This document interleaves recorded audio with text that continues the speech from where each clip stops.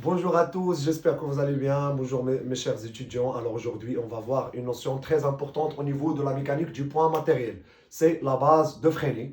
Donc parmi les systèmes de coordonnées qu'on peut utiliser pour repérer un point matériel dans l'espace, il faut toujours utiliser un repère, une base pour repérer le point. Donc c'est pour ça qu'on va utiliser la base de Freinet pour les trajectoires compliquées. Alors supposons on considère, ou bien on suppose une courbe C sur laquelle un point matériel se déplace d'abscisse curviligne S de t. Ça veut dire la distance parcourue par le point dans une trajet compliquée, c'est l'abscisse curviligne S de t. Donc S de t s'appelle abscisse curviligne. Alors par définition, la vitesse, ce n'est que la dérivée de la position. Donc la vitesse, c'est la dérivée de S par rapport au temps. Et puis l'accélération, sachant que l'accélération d'un point M dans un repère, ce n'est que la dérivée de la vitesse dans ce repère. Alors, on va démontrer l'accélération de Freinet dans la base de Freinet. Alors, c'est pour ça qu'on va utiliser la définition de l'accélération. Donc, l'accélération, comme vous voyez, c'est la dérivée de la vitesse. Sachant que la vitesse, elle est toujours tangente à la trajectoire.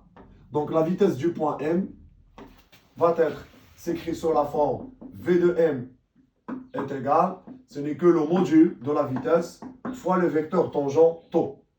C'est le vecteur qui dirige le vecteur vitesse dans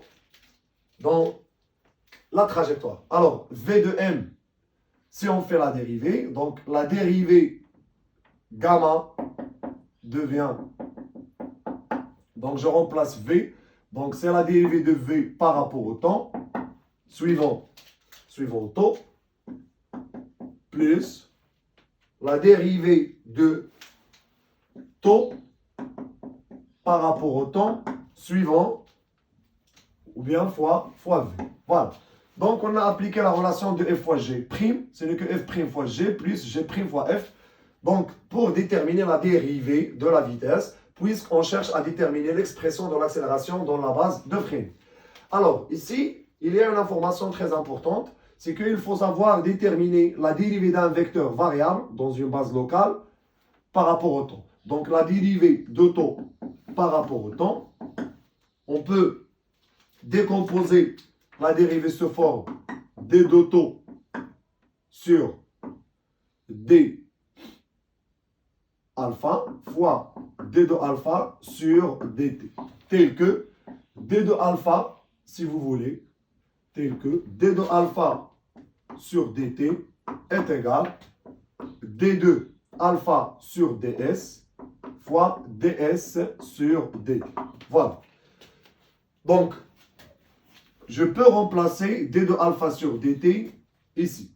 Je peux remplacer d de alpha sur dt par d de alpha sur ds fois d de s sur dt.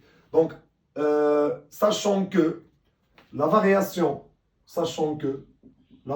de l'abscisse curviligne S est reliée par l'angle d alpha, une variation élémentaire ds, est reliée par l'angle alpha suivant la relation d de s est égal à r fois d de alpha. Si on cherche à déterminer l'arc, ce n'est que le rayon fois l'angle. Donc, si on a une variation élémentaire de l'abscisse curviligne, ce n'est que le rayon R du courbure fois la variation élémentaire de l'angle alpha. Alors, si on cherche d de alpha sur ds, donc va être égal à 1 sur R, d de alpha sur ds. Alors, on va remplacer dans l'expression de d de taux sur dt. Alors, d de taux sur dt devient d de taux sur d alpha, ce n'est que le vecteur normal. Donc, la dérivée du vecteur taux, ce n'est que le vecteur normal, n. Donc, n fois d de alpha sur dt est égal d de alpha sur ds qui est égal à 1 sur r fois d de s sur dt qui représente le module de la vitesse fois la vitesse du point n. Voilà. Donc, finalement, la dérivée du vecteur taux, le vecteur tangent à la trajet par rapport au temps, devient v, la vitesse du point, sur le rayon du courbure, suivant le vecteur normal. Voilà.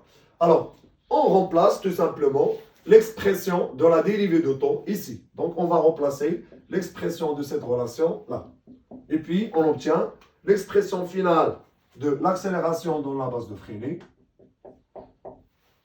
S'écrit sous la forme la dérivée de V par rapport au temps suivant le vecteur tangent-taux plus la dérivée de temps par rapport au temps qu'on a démontré sous forme V sur R fois N. Mais d'après la relation, D de temps sur dt multiplié par V. Donc V fois V, ça fait V au carré sur R suivant N.